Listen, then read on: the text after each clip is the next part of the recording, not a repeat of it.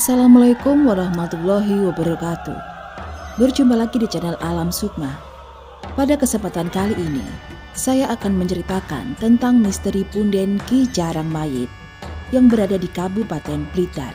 Diambil dari majalah Misteri, edisi 590. Bagi yang ingin membaca ceritanya secara langsung, teman-teman bisa langsung mengunjungi link cerita yang ada di kolom deskripsi. Dan mari kita langsung masuk ke ceritanya.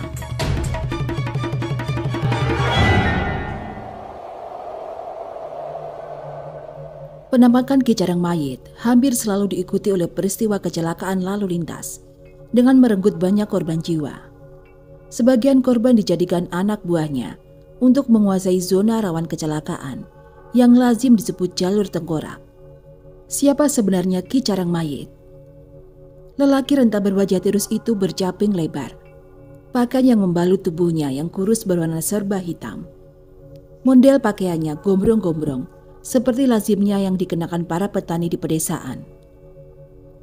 Dalam setiap penampakannya selalu mengesankan dirinya sebagai seorang penggembala yang sedang mengembalakan bebek-bebeknya pada senja hari di sebuah area persawahan yang luas dan terletak di tepi jalan raya.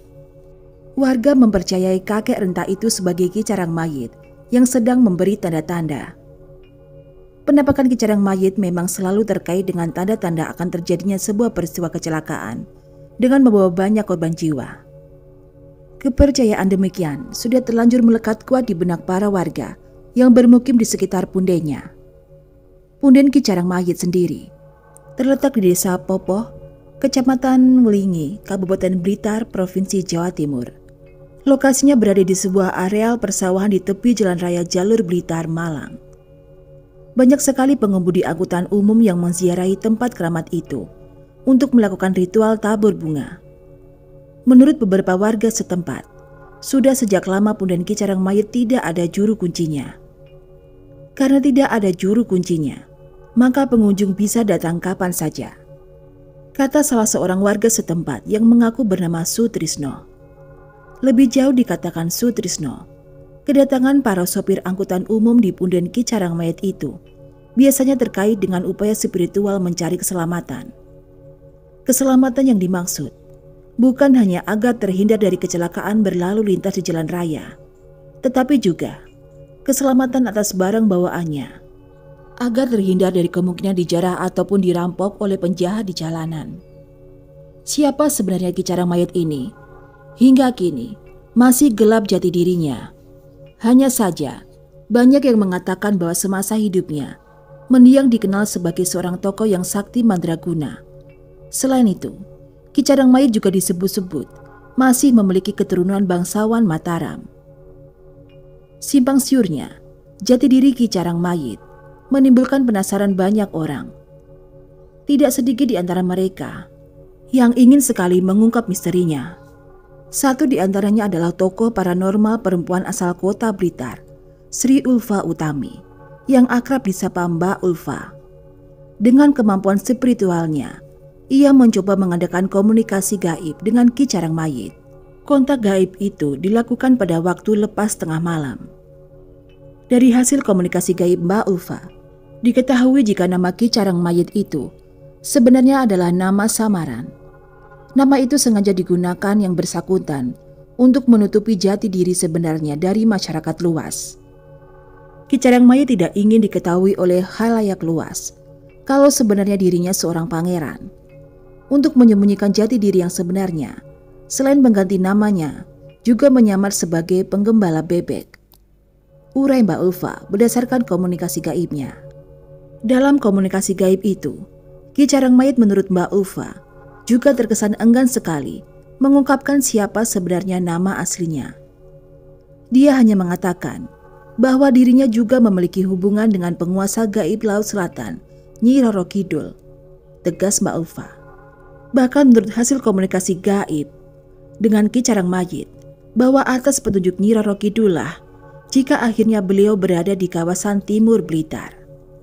Bisa jadi, keberadaan beliau di kawasan itu sebagai penjaga teritorial antara pantai-pantai selatan yang berada di kawasan Kabupaten Blitar dengan pantai-pantai selatan yang terdapat di kawasan Kabupaten Malang.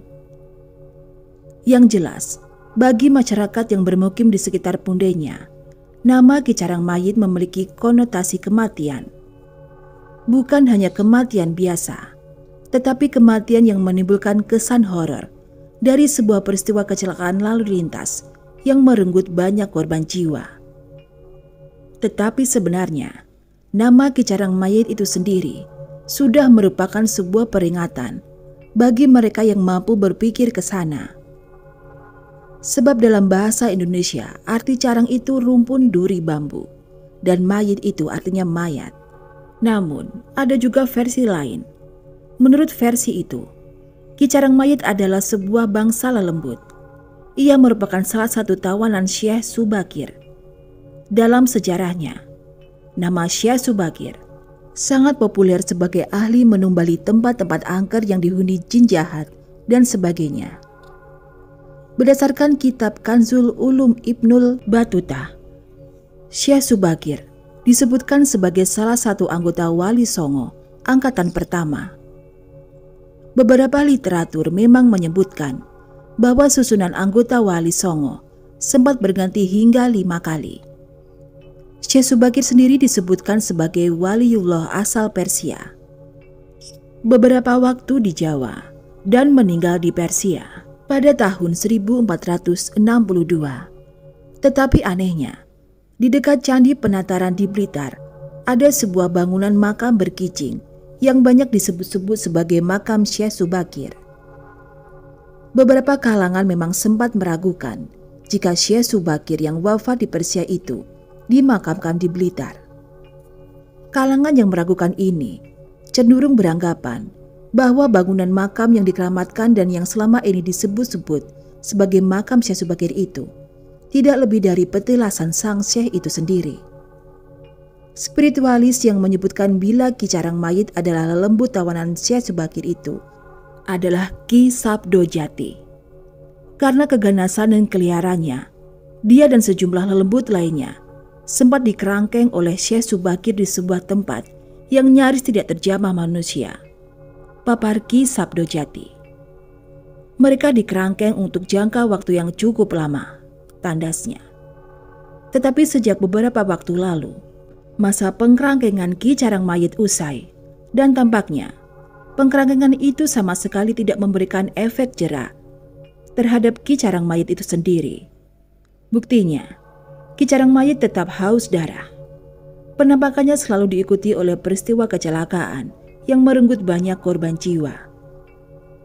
Pembelengguan Ki Carang Mayit oleh Syekh Subakir tentu bukan tanpa sebab. Dalam kisahnya disebutkan, Syekh Subakir sudah berulang kali mengingatkan Ki Carang Mayit agar mampu mengendalikan diri dalam setiap memenuhi ambisi pribadinya. Tidak sedikit mengorbankan jiwa orang-orang yang dianggapnya sebagai penghalangnya. Sebenarnya, Syekh Subakir sudah sering mengingatkannya, namun rupa peringatan tersebut sama sekali tidak digubris oleh Ki Carang Mayit. Karena tak ingin jauh korban lebih banyak, terpaksa Syekh Subakir membelenggunya. Papar Ki Sabdo Jati. Lazimnya seorang tokoh, Ki Carang Mayit pun mempunyai banyak pengikut. Pengikutnya sendiri terdiri dari bermacam-macam jenis makhluk halus. Sebagian besar di antara mereka adalah korban kecelakaan lalu lintas di jalan raya yang meninggal dunia dengan sia-sia. Masing-masing pengikut Ki Carang Mayit ini juga memiliki wilayah kekuasaan sendiri-sendiri. Wilayah kekuasaan yang dimaksud adalah jalur-jalur rawan kecelakaan lalu lintas jalan raya yang lazim disebut jalur tengkorak. Demikianlah cerita tentang misteri punden Ki Carang Mayit yang ditulis di majalah Misteri edisi 590. Bagaimanakah menurut teman-teman tentang misteri ini? Tulis di kolom komentar. Sampai jumpa di video-video selanjutnya.